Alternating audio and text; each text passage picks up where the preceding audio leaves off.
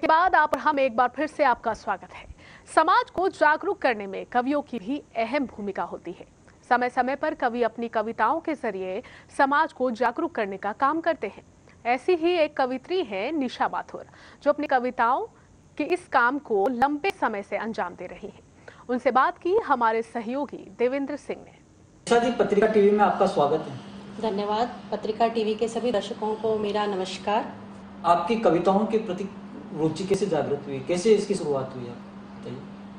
मेरी कविताओं के प्रति जागृत जो था, कविताओं का रुझान था, वो कॉलेज टाइम से ही रहा है।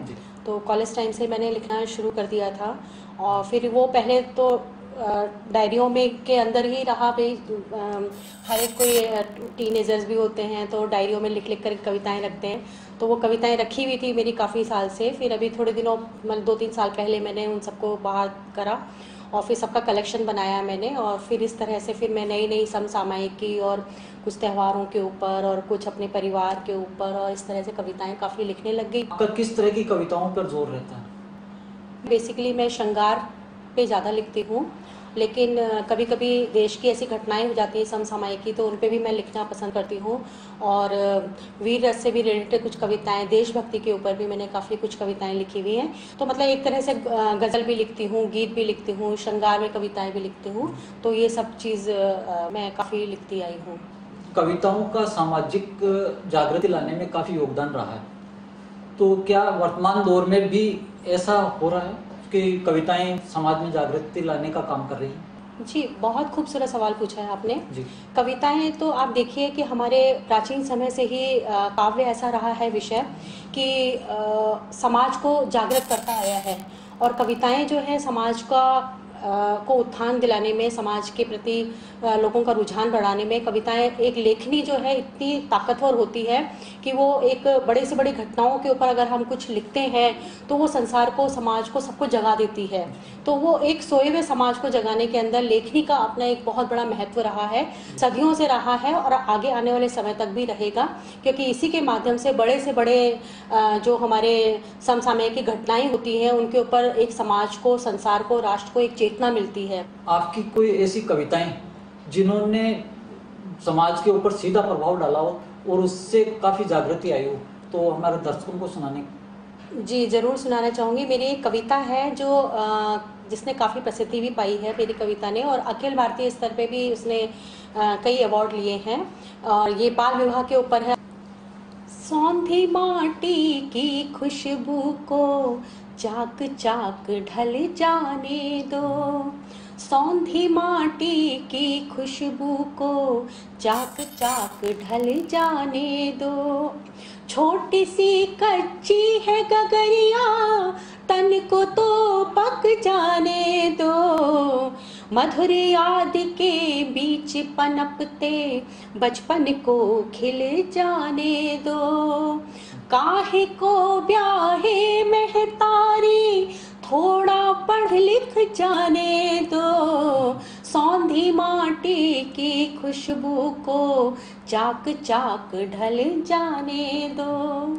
आपने कई जगह कविता पाठ किए हैं, तो आपको अब तक कितने अवार्ड मिल चुके हैं? मैं पिछले 1 साल से लेके अब तक करीब 20-25 से भी ज़्यादा अवार्ड मुझे मिल चुके हैं।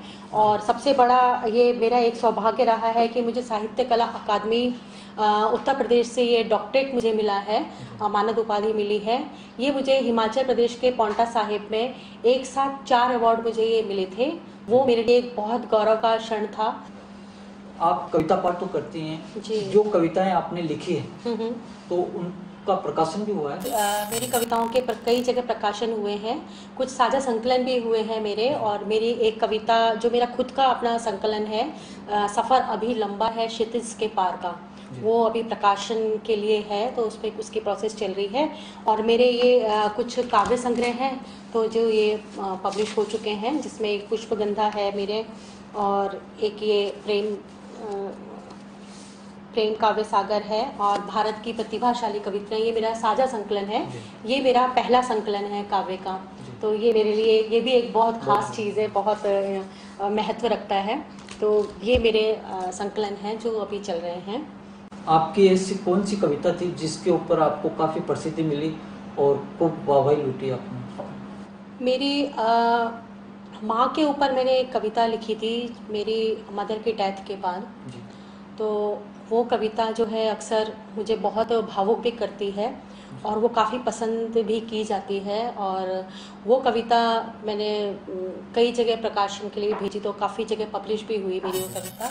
तो वो मेरे को बहुत प्यारी भी है और मुझे लगता है कि वो कविता जहाँ भी कहीं बोलती हूँ तो मुझे माँ का आशीर्वाद मेरे साथ रहता है। मैं 2 लाइनें आप कहें तो मैं सुनाना चाहूँगी। जरूर। वो कतरा कतरा चुनती रही अपने अंतर मन के आंसू।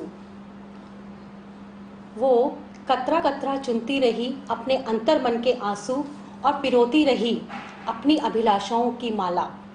वो नित प्रतिबल थकती भागती रही इस कोशिश में ताकि हमारे भूखे पेट को मिल सके सुख का निवाला।